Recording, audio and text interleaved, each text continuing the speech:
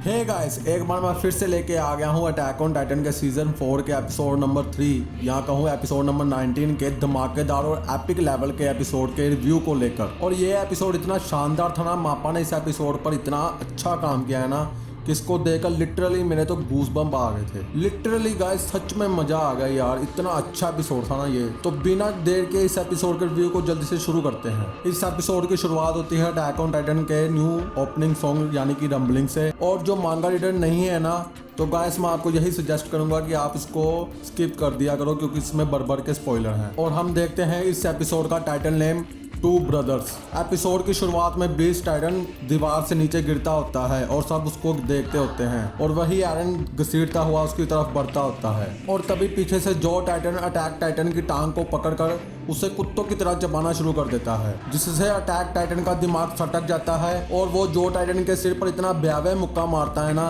कि उसका खोपड़ फाड़ हो जाता है। और अटैक टाइटन बार बार उसके सिर पर मुक्के मार मार कर उसको वहीं पर पेल डालता है और जो टाइटन धराशायी हो जाता है। अटैक टाइटन जो टाइटन के ऊपर एक आखिरी मुक्का मारने ही वाला होता है कि तभी कार टाइटन के ऊपर लगी तोप वाली राइफल से एक शॉट आकर अटैक टाइटन की बाजू पर लगता है और उसकी बाजू को ही उड़ा देता है। और दूसरी तरफ हम देखते हैं फ्लोच और उसके आदमी भी कार टाइटन के ऊपर हमला कर देते हैं। और दूसरी तरफ दूर खड़ा आर्मिन कार टाइटन और फ्लोच और उसके आदमी को लड़ते हुए देखता होता है और वो कहता है कि हमें सबसे पहले कार टाइटन का कुछ करना होगा। और हम देखते हैं कि आर्मिन के ऊपर कुछ मारले सोल्जर गोलियां बरसा देते हैं और मिकासा जल्दी से आकर उसको बचा लेती है और कोनी आकर थंडर स्पेयर से उन मारले सोल्जर को उड़ा देता है। और हम देखते हैं कि कमांडर पिक्सिस भी अपने आदमियों के साथ मारले सोल्जरों की ओर बढ़ना शुरू कर देते हैं और बस पूरे शहर में दनादन गोलियां चलनी शुरू हो जाती हैं। पैराडाइज आइलैंड के तीनों यूनिट के सोल्जर्स बस चारों ओर से मारले सोल्जर्स वालों को पेलना शुरू कर देते हैं और उधर येलिना ऊपर से पूरे शहर का ये नजारा देख रही होती है। और सीन शिफ्ट होता है जीक की ओर, जिसका शॉट लगने से पीठ और आधा पिछवाड़ा उड़ चुका होता है और वो अधमरी हालत में बोल रहा होता है कि क्या मैं गिर गया, क्या मुझे शॉट लगा था। और हम दूसरी तरफ देखते हैं कि आर्मन टाइटन ने अटैक टाइटन को दबोचा होता है और साथ में आर्मन टाइटन बार बार जो टाइटन को होश में आने के लिए भी आवाजें दे रहा होता है। और इतने में ही आर्मन टाइटन का हाथ जो टाइटन के सिर पर लगता है, जिससे कि पोर्को के दिमाग में अपने भाई मार्शल की यादें फ्लैशबैक होनी शुरू हो जाती हैं। वही यादें जिसमें वो राइनर को बता रहा होता है कि उसने जानबूझकर अपने भाई पोर्को के पॉइंट्स कम किए थे ताकि वो उसकी जान बचा सके और उसको टाइटन को इनहेरिट करने से रोक सके। और दूसरी तरफ हम देखते हैं कमांडर मेगाथ अपने आदमियों और कार टाइटन के साथ फ्लोच और उसके आदमियों के साथ लड़ रहा होता है और तभी कमांडर मेगाथ का ध्यान जाता है नीचे की ओर। हम देखते हैं कि बीस्ट टाइटन धीरे धीरे उठ रहा होता है और वो कहता है कि अब मैं सभी टाइटन्स को बुलाऊंगा। और तभी एरन बीस्ट टाइटन को कहता है रुको, और बीस्ट टाइटन का मुंह खुला का खुला ही होता है और वो रुक जाता है। और तभी बीस्ट टाइटन को पीछे से कोल्ट की आवाज आती है और कोल्ट बीस्ट टाइटन को कह रहा होता है कि फाल्को ने तुम्हारी स्पाइनल फ्लूइड वाली ड्रिंक पी ली है, प्लीज रुक जाओ मिस्टर जीक, चिल्लाना मत। जीक, एरन और राइनर कोल्ट की ये बातें सुन रहे होते हैं। हम देखते हैं कि कोल्ट बीस्ट टाइटन को तरह तरह की मिन्नतें कर रहा होता है। वो उसको कह रहा होता है कि वो जीक को जानता है कि वो बच्चों को इसमें नहीं घसीटेगा, वो बस इतना चाहता है कि बीस्ट टाइटन थोड़ी देर के लिए अपनी चीख को रोक ले ताकि फाल्को उसकी चीख की रेंज से थोड़ी दूर जा सके, ताकि वो उसके चीखने से प्योर टाइटन में ना ट्रांसफॉर्म हो जाए। और वो आगे कहता है कि जब फोल्क तुम्हारी रेंज से बाहर चल जाए तो जो तुम्हारा दिल में है वो करो, जितने लोगों को मारना चाहते हैं उतने लोगों को मारो, जिसके साथ पिल्लम पिलाई खेलनी है उसके साथ खेलो, जितने मार्लियन साइलियन को तुम मारना चाहते हैं उन सबको मारो, पर प्लीज तुम फाल्को को अपनी चीख की रेंज से दूर जाने दो। और तभी हम देखते हैं कि गाबी भी वहां पर आ जाती है और वो फाल्को को दूर भागने के लिए कहती है और उधर फाल्को गाबी को अपने पास ना आने के लिए कहता है। और हम देखते हैं कि जीक दुविधा में अपने दांत बीच रहा होता है और वो कोल्ट को कहता है कि मैं जानता हूँ कि तुम अपने भाई की बहुत परवाह करते हो, पर मेरे पास इसके अलावा और कोई चारा नहीं है। और ये कहते ही बैम, जीक तहार के साथ चिल्लाना शुरू कर देता है और कोल्ट और फाल्को सन होकर वही खड़े के खड़े रह जाते हैं। हम देखते हैं कि कोल्ट ने फाल्को को अपनी बाहों में जकड़ के पकड़ लिया है। फाल्को अपने बड़े भाई कोल्ट को बार बार दूर जाने के लिए कहता है, लेकिन कोल्ट उसको नहीं छोड़ता। मैंने ये सीन मांगा में देखा था और ये इतना इमोशनल था, मैं सोचता था कि इसको एनीमे में कैसे दिखाएंगे, पर ये सीन एनीमे में भी उतना ही इमोशनल है जितना मांगा में था। ये सीन सच में देखने लायक है और इस सीन से हमको पता लगता है कि अटैक ऑन टाइटन की दुनिया कितनी क्रूर दिखाई गई है। और हम देखते हैं कि फाल्को भी बहुत ही कमाल का काम किया है। और हम देखते हैं कि पूरे शहर में बस चारों रोशनी की बीम, प्योर टाइटन की रोशनी की बीम उठनी शुरू हो जाती है और पूरा शहर प्योर टाइटन से भर जाता है। और ये देखकर माले सोल्जर्स की फटके चार हो जाती है कि उनके दुश्मन प्योर टाइटन में ट्रांसफॉर्म हो चुके हैं। और बस तभी हम देखते हैं टाइटन्स का आतंक, वो माले सोल्जर्स को कच्चा चबाना शुरू कर देते हैं। और हम देखते हैं फाल्को का प्योर टाइटन फॉर्म, जिसकी बहुत ही लंबी गर्दन है। बीस्ट टाइटन फाल्को को आर्मन टाइटन पर हमला करने के लिए कमांड देता है और फाल्को का प्योर टाइटन पूरी तेजी से भागता हुआ आर्मन टाइटन पर हमला कर देता है। और हम देखते हैं गाबी को, जो कोल्ड की जली हुई बॉडी को देख रही होती है। ये देख के गाबी रोने लगती है और रोते हुए उसका ध्यान जाता है आर्मर टाइटन की ओर, जिसने अटैक टाइटन और फाल्को के प्योर टाइटन को दोनों को गर्दन से दबोचा होता है। और राइनर मन में सोच रहा होता है कि मैं दोनों को एक साथ नहीं रोक सकता, एरन मेरे चंगुल से जरूर छूट जाएगा। और वही होता है जिसका आर्मर टाइटन को डर था। अटैक टाइटन अपनी टांगों से उसको एक धोबी पछाड़ देता है, उसको दूर फेंक देता है और वो भागता हुआ बीस्ट टाइटन की ओर बढ़ने लगता है। लेकिन आर्मर टाइटन अटैक टाइटन की टांग को फिर से पकड़ उसको गिरा देता है। और तभी फाल्को का टाइटन आकर आर्मर टाइटन की गर्दन के पीछे के आर्मर को मुंह में दबोच कर उसको तोड़ने लगता है। और एरन भी अपने आप को आर्मर टाइटन से छुड़ाने की कोशिश करने लगता है। और तभी पीछे से जीक पर बीस्ट टाइटन पर एक और शॉट आकर लगता है, जो कि कार टाइटन की पीठ पर लगी तोप से आया था। और कमांडर मेगाथ कहता है कि हमने इस बार जीक को खत्म कर दिया है, हम अब सेफ हैं। और हम देखते हैं कि फ्लोच के सभी आदमी भी मारे जा चुके हैं। और कमांडर मेगाथ एरन की ओर निशाना लगाने लगता है। और तब भी पीछे से एक थंडर स्पेयर आकर कार टाइटन के ऊपर लदी तोप पर लगती है और सब कुछ उड़ जाता है। और ये थंडर स्पेयर मारी थी आर्मिन ने। और पीछे से मिकासा भी आते हुए अपना जलवा दिखाती है और दो माले सोल्जरों की गर्दन एक साथ उड़ा देती है। कार टाइटन आर्मिन और मिकासा को कहती भी है कि सब कुछ पहले ही खत्म हो चुका है, हमने जी को रोक लिया है। और हम देखते हैं कि बीस्ट टाइटन की बॉडी बाफ बनकर उड़ रही होती है, जैसा कि किसी टाइटन के मरने पर होता है। और राइनर ये देखकर सोचता है कि सब कुछ खत्म हो गया, हमने एरन और जी को रोक लिया। अब एरन फाउंडर टाइटन की ताकत का इस्तेमाल नहीं कर सकता और वो खुद को फाल्को को खाने देने का फैसला करता है, ताकि फाल्को आर्मर टाइटन को इनहेरिट करके दोबारा इंसानी रूप में आ सके। फाल्को राइनर को खाने में कामयाब होने ही वाला होता है कि तभी पीछे से पोर्को अपने जो टाइटन से बाहर निकलकर आ जाता है। और फाल्को का टाइटन राइनर को खाना छोड़कर पोर्को की तरफ बढ़ने लगता है। पोर्को चलते हुए कहता भी है कि मैंने मार्शल की पुरानी मेमोरीज देख ली है, उसने मुझको बचाने के लिए तुम जैसे लूजर को एक वॉरियर बना दिया। और उधर फाल्को का टाइटन भूखे जंगली की तरह पोर्को की तरफ दौड़ लगा देता है। पोर्को राइनर को कह रहा होता है कि मैं आखिर तक तुमसे बेहतर हूँ। उसका ये सेंटेंस खत्म होने से पहले ही फाल्को का टाइटन पोर्को को बड़ी ही दरिंदगी से अपने मुंह में दबोच लेता है और उसको चबाते हुए निकल जाता है। ये देखकर राइनर की सटक जाती है और वो एरन के अटैक टाइटन के मुंह के बीच में एक जोर सा मुक्का लगाता है। एरन को भी इसी लम्हे का इंतजार था। वो आर्मर टाइटन के मुक्के को अपने मुंह में दबोच कर अपनी हार्डनिंग एबिलिटी का इस्तेमाल करते हुए पूरे अटैक टाइटन और आर्मर टाइटन के हाथ को हार्ड कर देता है। और अटैक टाइटन की बॉडी में से निकलकर एरन जीक की तरफ भागने लगता है। हम देखते हैं कि जीक अभी मरा नहीं था, ये बस उसका छलावा था ताकि वो कार टाइटन और आर्मर टाइटन का ध्यान भटका सके, और वो इसमें कामयाब भी हो जाता है। इसी बात पर भाइयों, अगर आपको ये रिव्यू अच्छा लग रहा हो तो मेरे चैनल को सब्सक्राइब कर दो और बेल आइकन को भी दबा दो। हम देखते हैं कि एरन पूरी तेजी से जीक की तरफ भाग रहा होता है और उधर राइनर पूरी ताकत से अपने हाथ को छुड़ा लेता है और एरन को पकड़ने ही वाला होता है कि तभी एक थंडर स्पेयर आकर आर्मर टाइटन के हाथ पर लगती है और दूसरी थंडर स्पेयर उसके सिर पर लगती है। और हम देखते हैं ये दोनों थंडर स्पेयर्स जीन और कोनी ने चलाई थी। अब एरन का रास्ता साफ था, वो तेजी से जीक की ओर भाग रहा होता है। माप्पा ने एक बार फिर से कमाल करके दिखा दिया। जब मैंने ये सीन मांगा में देखा था तो मैं इस सीन के बारे में भी सोच रहा था कि इसको एनिमे में कैसे दिखाएंगे, लेकिन ये सीन दोस्तों देख के फील करने वाला है। जब आप एनिमे में ये सीन देखोगे तब आप समझ पाओगे कि मैं क्या कह रहा हूँ। ये सीन ऐसा था जैसे कि हम लाइव मांगा के कैरेक्टर्स को ही मूव करते हुए देख रहे हो। के लिए तो माप्पा की सच में तारीफ करनी पड़ेगी।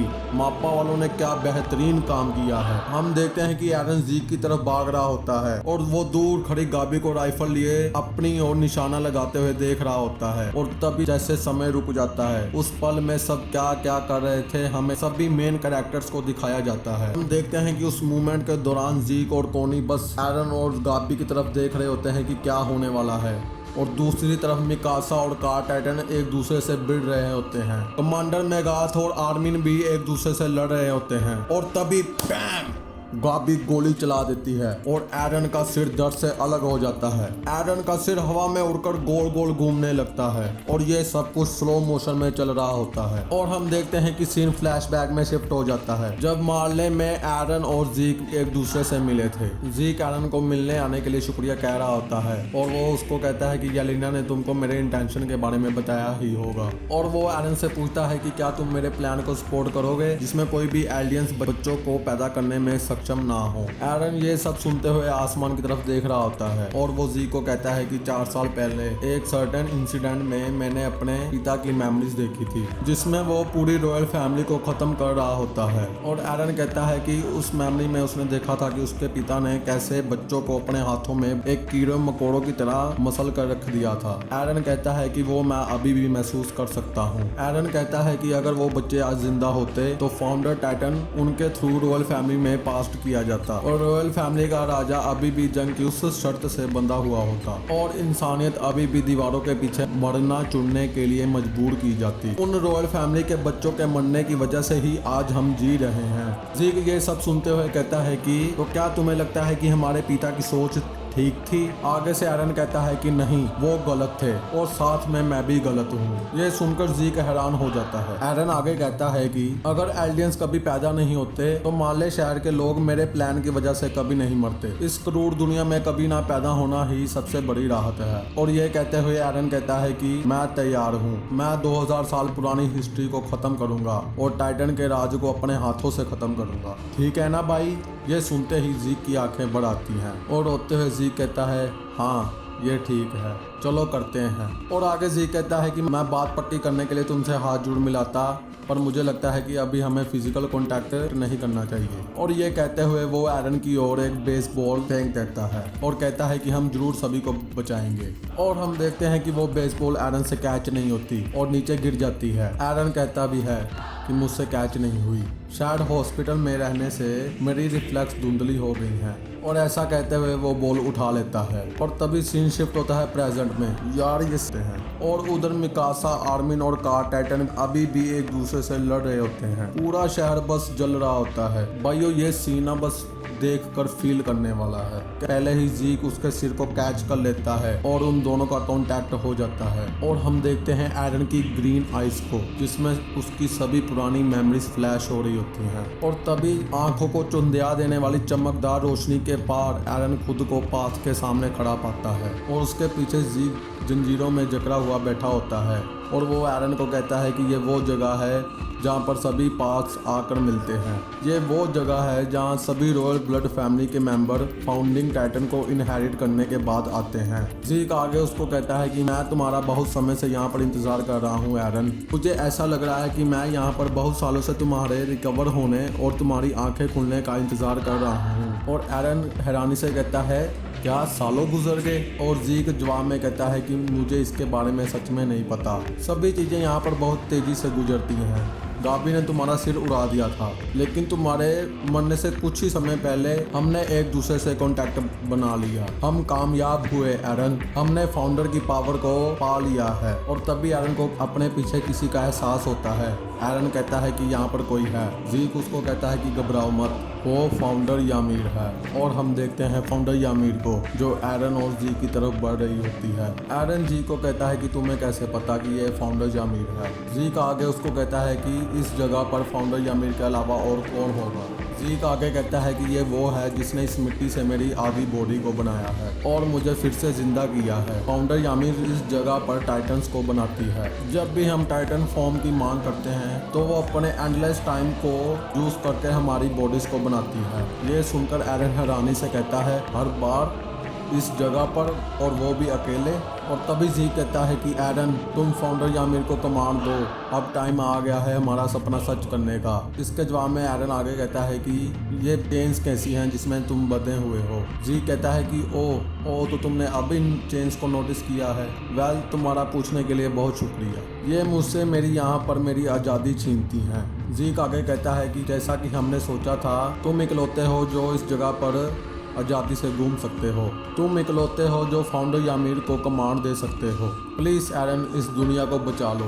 एरन ये बातें सुनकर चुपचाप बस जी की तरफ देख रहा होता है। जीक आगे कहता है कि एरन, तुम फाउंडर टाइटन से कहो कि आगे से कोई भी एल्डियन कभी भी किसी भी बच्चे को पैदा ना कर सकें और हम उसके बाद एलाइड फोर्स को रंबलिंग के सहारे कुचल डालेंगे। ये सुनकर एरन जीक की तरफ मुंह मोड़ के पीठ कर लेता है और वो गुस्से से कहता है कि एल्डियंस को वंशहीन कर दूं। ये कोई रास्ता नहीं है इस प्लान को अपनाने का और ऐसा गंद मचाने का। मुझे माफ़ करना भाई, मैं शुरू से नाटक कर रहा था ताकि मैं यहाँ तक पहुँच सकूँ। ये सुनकर जीक रोने लगता है और एरन फाउंडर यामीर की तरफ बढ़ने लगता है। रोते रोते जीक कहता है, ऐसे तो ये खून खराबा कभी ख़त्म ही नहीं होगा। अगर तुम ये नहीं करोगे तो ये नरसंहार कभी नहीं रुकेगा और हम हमेशा के लिए इसी को दोहराते रहेंगे। क्यों एरन, बताओ मुझे क्यों? और एरन आगे से इसका जवाब देता है, क्योंकि मैं इस दुनिया में पैदा हुआ हूँ। और ये कहते हुए एरन फाउंडर यामीर को कमांड देता है कि फाउंडर यामीर, मुझे अपनी पावर दो। लेकिन हम देखते हैं कि ये क्या, फाउंडर यामीर एरन को इग्नोर करते हुए सीधा आगे बढ़ जाती है और जीक की तरफ बढ़ने लगती है और तभी खुलते हैं असली पत्ते। जीक कहता है, मुझे पता था एरन, मैं ये चाहता था कि तुम इसको समझो, लेकिन ऐसा नहीं हुआ क्योंकि तुम्हारा ब्रेन वॉश किया गया है हमारे पिता के द्वारा। और हम देखते हैं कि फाउंडर यामीर जीक के सामने जाकर बैठ जाती है। पीछे से एरन कहता है, ये क्या है, यहाँ पर क्या हो रहा है? जीक आगे से कहता है कि तुम्हारे उठने से पहले यहाँ पर एक लंबी अवधि बीत चुकी है और इस दौरान मैंने बहुत सी चीजें सीखी हैं कि फाउंडर यामीर कुछ भी बना सकती है, यहाँ तक कि ये मिट्टी की जंजीरें भी। और ये कहते हुए जीक उन मिट्टी की जंजीरों को तोड़ लेता है और एरन के सामने खड़ा हो जाता है। आगे जीक कहता है कि मैं वाल्स के दूसरे रॉयल ब्लड किंग्स की तरह फर्स्ट किंग की आइडियोलॉजी लिए बिना यहाँ पर पहुँचा हूँ और अब जब मैंने फाउंडर यामीर के साथ एक लंबा समय बिताया है जिससे मैं पहले किंग फ्रिट्स की युद्ध त्यागने की प्रतिज्ञा को निष्प्रभावी करने में कामयाब हो गया हूँ। जीक आगे कहता है कि फाउंडर यामीर के पास बहुत ही ज्यादा पावर है, मगर सच तो यह है कि वो एक स्लेव है जिसकी खुद की कोई भी इच्छा नहीं है और वो ये मानती है कि सभी रॉयल ब्लड वाले उसके मास्टर हैं और वो उन सब की गुलामी करना जारी रखती है। अब मैंने फाउंडर यामीर की ताकत पा ली है। एरन इसके जवाब में हैरानी से कहता है कि ये नामुमकिन है। जीक उसको आगे कहता है कि तुम सिर्फ ये ताकत पाने की एक चाबी थे एरन, और एरन खुद को जंजीरों से बंधा हुआ पाता है। जीक उसको कहता है कि मैं खुश हूँ कि मैंने तब तक इंतजार किया जब तक मैंने तुम्हारी असली मंशा अपने कानों से नहीं सुन ली। जीक आगे कहता है कि इसमें तुम्हारी कोई गलती नहीं है, हम दोनों तो बस एक दयनीय विक्टिम्स हैं जो एक गंदे शैतानी बाप के घर पैदा हुए हैं। हालांकि मेरे एक और पिता हैं जिन्होंने मुझे इस सब से बचाया और तुमको भी किसी की ज़रूरत है जो तुम्हें भी इसी तरह से बचाए। जीक आगे एरन को कहता है कि मैं तुमको कभी नहीं छोड़ूंगा एरन, मैं तुमको फाउंडर यामीर की ताकत से ठीक कर दूंगा। एरन उसको आगे से गुस्से से कहता है कि बस अब रुक जाओ, ये सब कुछ यूजलेस है। जीक उसको आगे से कहता है, जब मैं ये दुनिया बचाऊंगा तब भी मैं तुम्हारे साथ ही रहूंगा। और ये कहते हुए वो अपने सर को एरन के सर से जोड़ लेता है और तभी एक तेज रोशनी सी निकलती है। मैंने ऐसे ही अटैक ऑन टाइटन के सीजन 4 के फिनाले के एपिसोड 17 और 18 का भी रिव्यू किया हुआ है जो साइड में आपको दिखाई दे रहे होंगे। मैं आपको रिकमेंड करता हूँ कि आप इनको भी जरूर देखें। मैं आपको वीडियो इसलिए रिकमेंड कर रहा हूँ क्योंकि ये एपिसोड यहीं पर खत्म हो चुका है और ये वीडियो भी। मिलते हैं आपको नेक्स्ट वीडियो में, तब तक के लिए गुड बाय।